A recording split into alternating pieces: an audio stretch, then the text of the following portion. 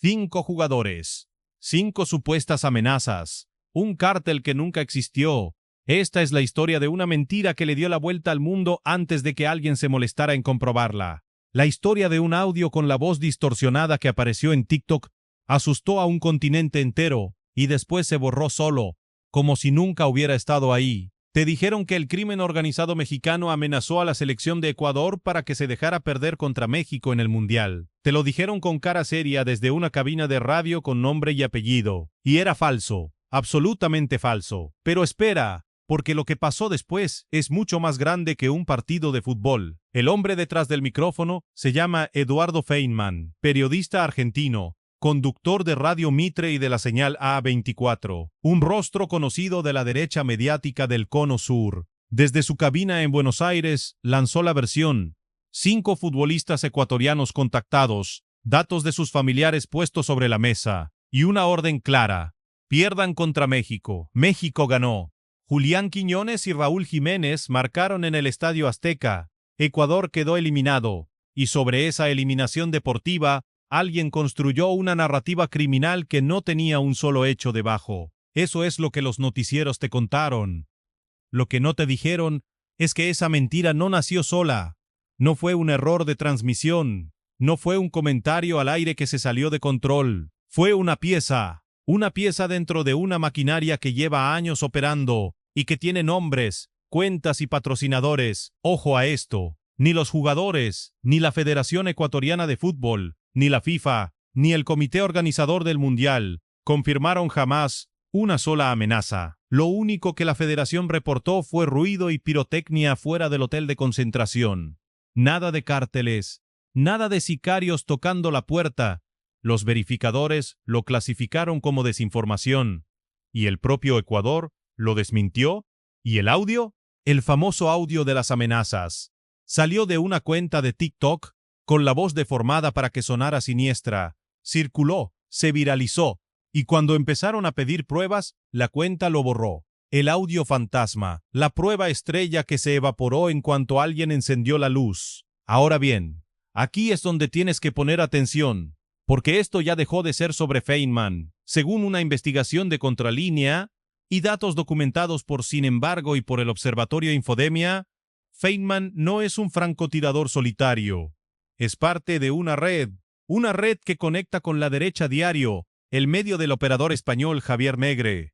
¿Y quién trajo a Negre a México? Según Sin embargo, el propio Ricardo Salinas Pliego, el dueño de TV Azteca, con un mensaje que pedía ayuda contra los criminales de izquierda del país. Detente un segundo, deja que eso aterrice. Esa red tiene más rostros. El estratega digital Fernando Cerimedo, cofundador de la derecha diario, el activista Agustín Antonetti, ligado a la Fundación Libertad, uno de los que empujó los hashtags de narcopresidenta y narcocandidata, y por encima de todos, el nombre que casi nadie menciona en televisión abierta, la Atlas Network, dirigida por Roberto Salinas León, primo de Ricardo Salinas Pliego. No es una teoría de sobremesa, es un organigrama. El reporte de Infodemia contabilizó 179 cuentas de TikTok, 359 comunidades de Facebook y un gasto que supera los 90 millones de pesos. Todo empujando la misma narrativa, el mismo objetivo: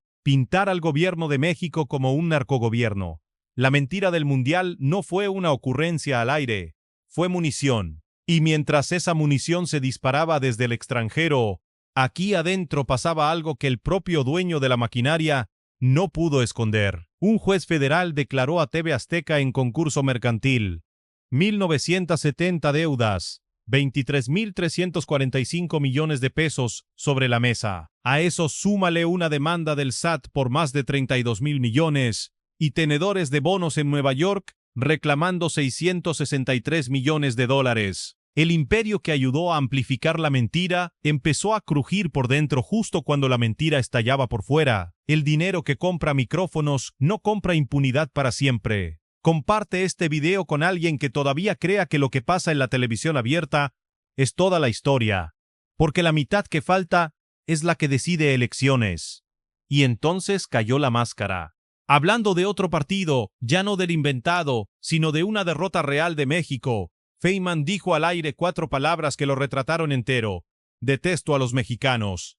Y remató, con mi alma. Agregó que los mexicanos envidian a los argentinos en todo, que quieren ser como ellos, que en el fútbol son de madera. Ya no era desinformación, era desprecio, en vivo, sin filtro. La respuesta llegó desde el lugar más alto. La presidenta Claudia Sheinbaum lo subió a su conferencia matutina, a su segmento Detector de Mentiras. Calificó sus declaraciones de indignantes, lo llamó pseudoperiodista y desmontó pieza por pieza la historia de las amenazas. Absolutamente falsa. Frente a millones de personas, la mentira que le dio la vuelta al planeta quedó desarmada sobre la mesa, sin un solo dato que la sostuviera. Pero atención, porque el detector de mentiras no se detuvo ahí. Y aquí la historia se vuelve geopolítica. En el mismo bloque apareció otro nombre, Ken Salazar, el exembajador de Estados Unidos en México. En su libro Salazar, sugirió que un empresario confidente le contó que López Obrador temía lo que el Mayo Zambada pudiera revelar tras su captura. Pero en una entrevista posterior, el mismo Salazar reconoció que nunca tuvo evidencia de acuerdos entre el expresidente y el narco. El libro decía una cosa, la entrevista decía la contraria, y la presidenta lanzó la pregunta que quedó flotando en el aire. ¿Mintió Ken Salazar? Y hay más. Porque sobre la captura de El Mayo apareció un documento incómodo. Según lo revelado por pie de nota, el avión que trasladó a Zambada a Nuevo México terminó donado por el FBI a un museo aeronáutico, presentado como parte de una operación propia de la agencia. Eso choca de frente con la versión que en su momento aseguró que ninguna agencia estadounidense participó en la entrega. Alguien mintió, dijo la secretaria Rosa Isela Rodríguez. Y esa frase, tan corta, resume todo el tablero. Fíjate en el patrón. Una amenaza inventada sobre un partido de fútbol. Un libro que se contradice a sí mismo en cuestión de días. Un avión que reescribe una historia oficial. Piezas distintas, del mismo rompecabezas. La verdad convertida en campo de batalla. Y millones de personas usadas como munición sin darse cuenta.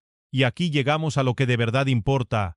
A ti, Feynman, sigue al aire. La red sigue operando. Las cuentas que empujaron la mentira siguen activas, cambiando de nombre, cambiando de bandera, esperando el siguiente partido, la siguiente elección, el siguiente audio con la voz distorsionada. Ese audio fantasma que se borró solo ya cumplió su misión mucho antes de desaparecer. La mentira del mundial ya fue desmentida por una presidenta frente a millones. Pero esa mentira ya vivió en miles de teléfonos, ya se reenvió en miles de grupos, ya hizo su trabajo antes de que la verdad terminara de ponerse los zapatos. Porque una mentira viaja ligera, y la verdad siempre llega cargando pruebas. Así que esta noche, mientras ves este video desde la seguridad de tu casa, con tu teléfono en la mano, hazte la única pregunta que de verdad importa.